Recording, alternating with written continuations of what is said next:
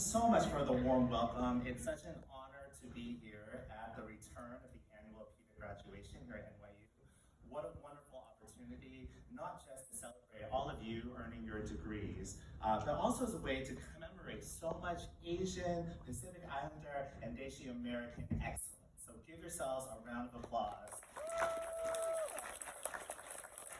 I love graduations, and for this to be my first speaking engagement at an in-person graduation and celebration since 2019 is especially significant for me, given how traumatic these past 2.5 years have been for all of us. As a global society, we've seen over 6 million people die from this deadly disease. As a country, we're nearly 1/6 of that death count, with almost 1 million people dying on these lands we now know as the United States. As New Yorkers here on the Lenape land, we were the first in the nation to experience the massive waves of COVID-related deaths.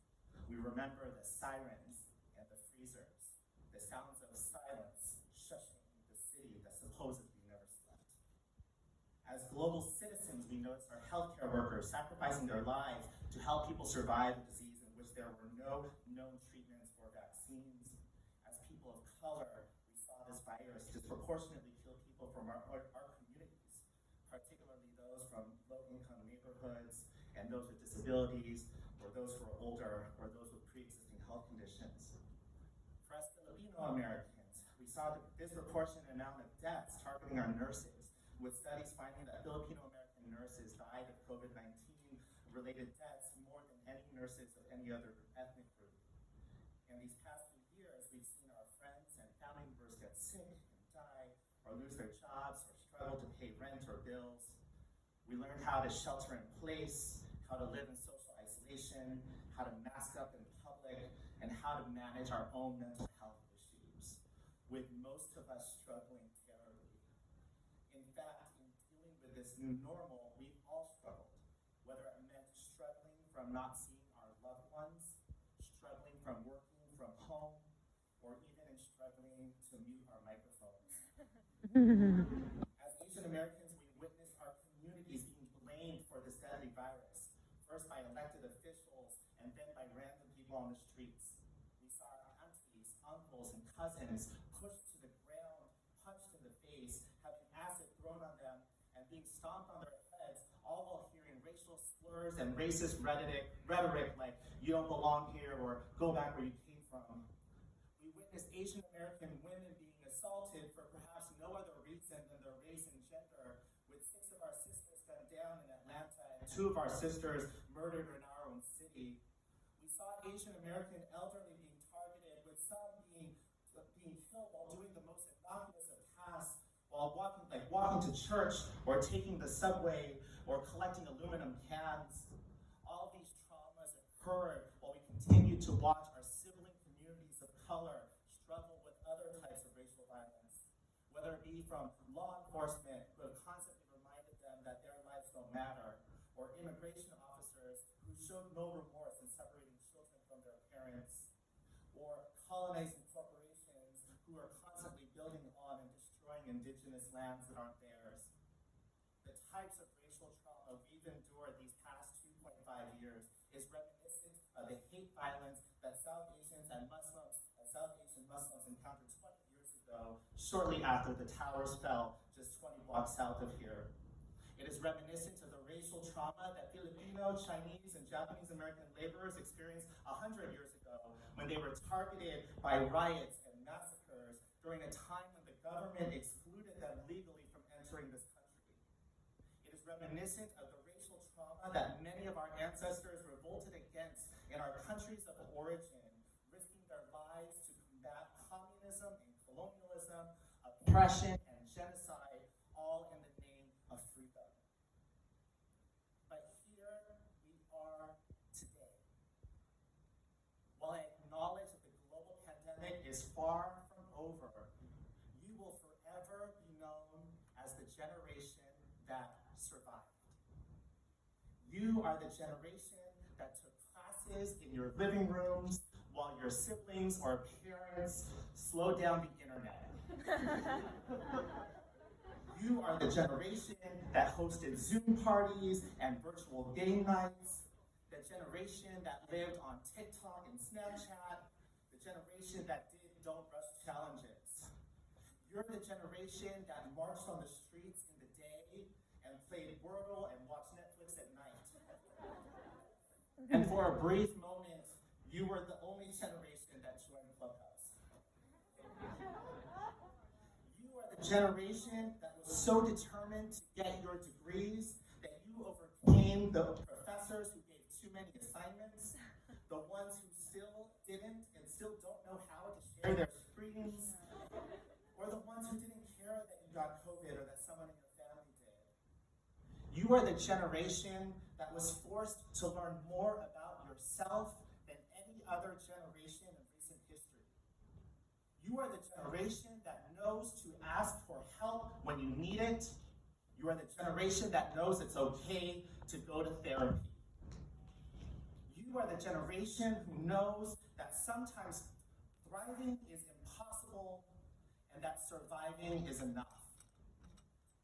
As a psychologist by training, I can tell you that when people survive any sort of traumatic event, there are a few things that can happen. First, some people may encounter what's called survival guilt, which may lead to constant ruminations about why they were the ones to survive while so many others have suffered. Others may become depressed or have difficulty functioning, while others may sublimate and channel all their energies into new hobbies or self-care activities. And yet other people will take that survival as a way of changing the trajectory of their lives, often connecting to a new lifelong purpose. As survivors of this pandemic, it is my sincere hope that you channel the lessons that you've learned these past few years into a meaningful purpose. You can be the generation that gets it right. You can be the generation that knows that we have to talk about our feelings, the generation that knows that we have to address our toxic family and community dynamics instead of just repressing them and hoping for the best. You can be the generation that knows it is critical to always be aware of your own biases and privileges, the generation that understands the need to constantly fight against the oppressions in our institutions, our communities, and our families. You can be the generation that knows to talk about colorism, anti-Blackness, and Islamophobia, the generation that fights against misogyny, heterosexism, and transphobia, and against ableism, ageism, and sizeism. You can be the generation to call out microaggressions, the generations of upstanders and not bystanders, and the generation to fix our broken systems. You can be the generation that hopefully will no longer have student loans. But only if you're loud about it. We'll see, yeah. Some of you will be the first generation of low-income college graduates who will make your families proud by attaining your degree and while having generations of your ancestors by your side. Others of you will be the first generation of college graduates who will make your families and communities better by teaching them that collectivism and justice are far more important than capitalism and complicity. You can all be the generation of college graduates who will rise up against people in power who try to take away your rights. And you can also be the generation of college graduates who will stand up against people in power who try to take away the rights of communities and identities of people you do not belong to or identify with. For you recognize that it is not just important to challenge injustices that involve you personally, but more important, to speak out against injustices that do not involve you. As a final thought, it feels so surreal standing here in front of all of you today because although it was over 20 years ago, it really does feel like yesterday that I received my undergraduate degree. I remember feeling so relieved to be finishing my classes and even more excited to take on the world.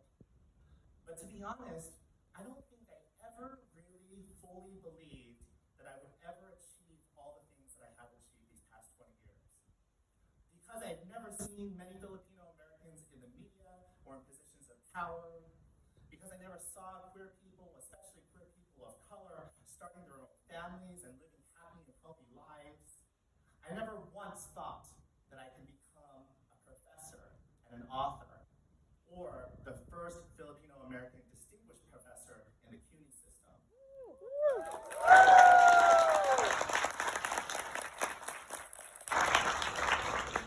And with the messages I've learned about queer people and AIDS, I would never have imagined that I could be a husband and a father of 3 beautiful children. In fact, with all of these hurtful, traumatizing messages that many of us have internalized throughout our lives, it can be so easy for us to engage in the status quo, to remain silent, or simply accept that we do not have invitations to certain tables. But for some reason, I knew that was not an option. If I wanted to ensure that future generations do not have to deal with the types of obstacles that I faced as a young person, then I had to do something about it. And as time progressed, and I got more of a hang of this thing called adulting, I learned some things on how to survive in a world that wasn't meant for me, wasn't meant for us. And now I share them with you. First, instead of internalizing oppression, externalize it. Please do not accept the hateful messages that have plagued our communities about the ways we look, about the ways we speak, about the values that we hold, the traditions we uphold. Remember that we all are beautiful and brilliant, and that we come from generations of warriors. Talk about imposter phenomena and internalized racism and any other socialized message with your loved ones. You can be the generation that recognizes your worth and breaks that generational cycle. Externalize oppression, hold systems and other people accountable, and be kind to your hearts. Second, if I wanted to make sure that my communities were no longer viewed as invisible, quiet, or forgotten, then I needed to be loud AF.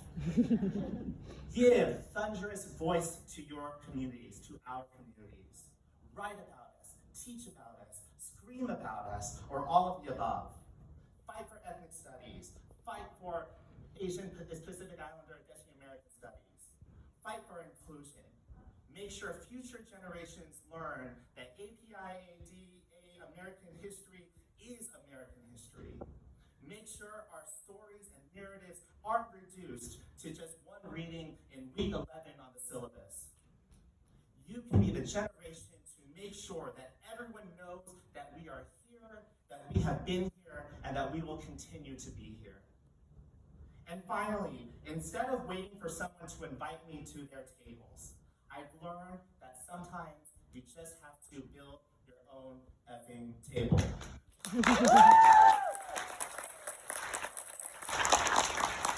Because we were not meant to succeed in a lot of these spaces, it is okay for us to make space for ourselves. And when you do create those spaces, don't just sit there alone in your successes. Bring others with you. Mentor future generations. Form new communities. Create new rules that center our values and our traditions. Cook rice. Make people take their shoes off when they come in. For you can be the generation to stop the hate. You can be the generation to bring peace and justice to this world. You can be the generation to be your ancestors' wildest dreams while inspiring future generations to dream up new possibilities of their own. You are the generation that survived. The next move is yours. Thank you very much. Ron and Stan.